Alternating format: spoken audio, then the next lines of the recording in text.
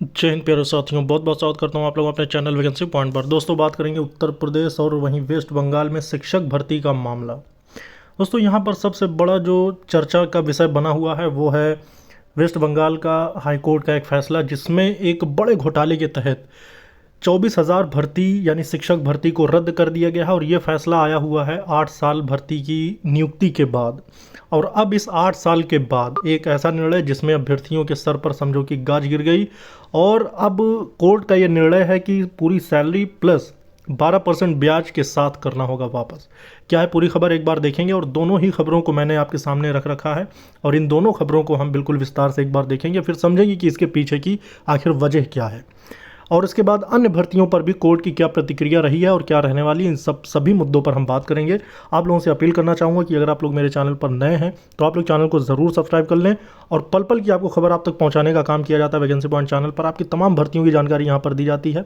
आपको जिस भर्ती की भी जानकारी चाहिए आप लोग कमेंट करके ज़रूर पूछें। फिलहाल आपसे यही कहना चाहूँगा कि आप लोग अगर चैनल से जुड़े रहेंगे तो आपको हर खबर और हर भर्ती की अपडेट आप तक पहुँचती रहेगी। आइए देखेंगे, सबसे पहले हम बात करेंगे वेस्ट बंगाल में शिक्षक भर्ती की क्या है डिटेल और क्या है कोर्ट का निर्णय। फिर आते हैं यूपी पर। दोस्तों यहाँ देख सकते हैं कि साफ साफ न्यूज़पेपर की ये कटिंग है जिसमें लिखा है कि गलत तरीके से नियुक्त शिक्षकों के हाथों में बच्चों को सौंपना जनहित के खिलाफ। कोर्ट का दरअसल ये फैसला है और कोर्ट ने कहा है कि ऐसे शिक्षकों की ज़रूरत जो ईमानदार हों, भर्ती बेदाग होनी चाहिए। कि जो ऐसे शिक्षक हैं उनकी ज़रूरत है जो ईमानदार हों और भर्तियों को बेदाग जो है करनी चाहिए।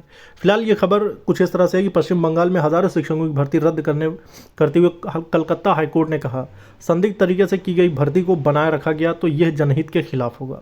इन शिक्षकों से शिक्षा हासिल करने वाली विद्यार्थियों की कई पीढ़ियां इस तरह के तत्वों से प्रभावित होंगी और ये जनता और देश के हित में नहीं होगा। हमें ऐसे लोगों को शिक्षक के रूप में नियुक्त करने की ज़रूरत है जो ईमानदार हों और चयन की प्रक्रिया बेदाग हो, न कि छात्रों को ऐसे शिक्षकों के हाथों में सौंप दिया जाए जो गलत तरीके से अपनाकर नियुक्त हुए हैं। खंडपीठ ने यह भी कहा कि इस मामले में अवैध लाभार्थियों की कितनी संख्या इसका अभी पता लगाना बाकी है। पीठ ने कहा, यह देखना सदमे जैसा था कि राज्य मंत्रिमंडल ने फर्जी तरीके से नियुक्ति हासिल करने वालों को बचाने का फैसला किया है, वह भी तब जब उसे पता था कि इन लोगों ने पैनल की अवधि खत्म होने के बाद नियुक्ति हासिल की। जब तक साजिशकर्ताओं और सरकार में शामिल निर्णय लेने की प्रक्रिया में शामिल लोगों के बीच गहरा संबंध न हो तब तक ऐसा संभव नहीं था। ये फिलहाल हाईकोर्ट की प्रतिक्रिया थी। लेकिन वहीं बता दें 24,000 शिक्षकों की जिन अभ्यर्थियों की नौकरी गई है उन पर वेस्ट बंगाल की सीएम ममता बनर्जी का कहना है कि वो सुप्रीम कोर्ट जाएंगी और उन्होंने हाई कोर्ट के इस निर्णय को असंवैधानिक बता दिया है। अब उसके बाद यहाँ पर दरअसल निर्णय कुछ इस प्रकार की हुआ कि भर्ती में हुआ घोटाला और अभ्यर्थियों ने रिट दायर करी, उस पर उचित निर्णय अब निकल के आया है और लगभग अब बीत चुके हैं 8 साल। और उसके बाद इसमें अब पूरी तरह से 24,000 शिक्षकों को बाहर कर दिया गया है इस भर्ती से। और ये बड़ा निर्णय कि नौकरी तो गई ही, 8 साल का वेतन भी करेंगे वापस और वो भी ब्याज सहित। चलिए दूसरा पहलू देखते हैं जो कि यूपी की भर्ती थी। दरअसल ये आपके सामने है जिसमें कि 68,500 भर्ती में सीबीआई जांच नहीं होगी। इस भर्ती में जांच के भी आदेश नहीं दिए गए हैं। आपके सामने है कि सुप्रीम कोर्ट ने खारिज कर दी याचिका, 5 साल से नौकरी कर रहे शिक्षकों को राहत। परिषदीय प्राथमिक स्कूलों में 68,500 सहायक अध्यापक भर्ती से बड़ा संकट टल गया है। परीक्षा में हुई गड़बड़ी की सीबीआई जांच की मांग को लेकर दायर याचिका को सुप्रीम कोर्ट ने पिछले दिनों खारिज कर दिया है। इसी के साथ 5 साल से नौकरी कर रहे शिक्षकों ने राहत की सांस ली है। 9 जनवरी 2018 को 68,500 शिक्षक भर्ती के लिए जारी शासनादेश के आधार पर 27 मई 2018 को लिखित परीक्षा कराई गई थी।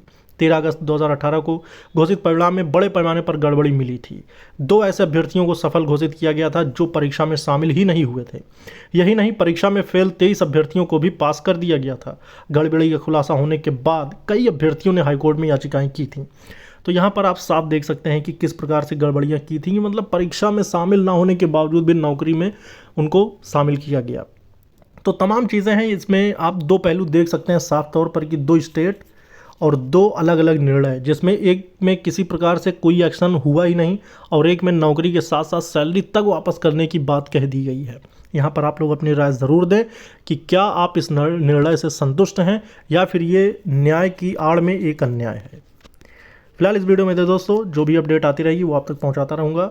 बाकी आप लोगों की जितनी भी भर्तियाँ, जितने भी आपके सवाल हैं वो आप सब कमेंट करके पूछ सकते हैं, मैं आपको रिप्लाई ज़रूर करूँगा। इस वीडियो में इतना ही दोस्तों। जय हिंद, जय भारत।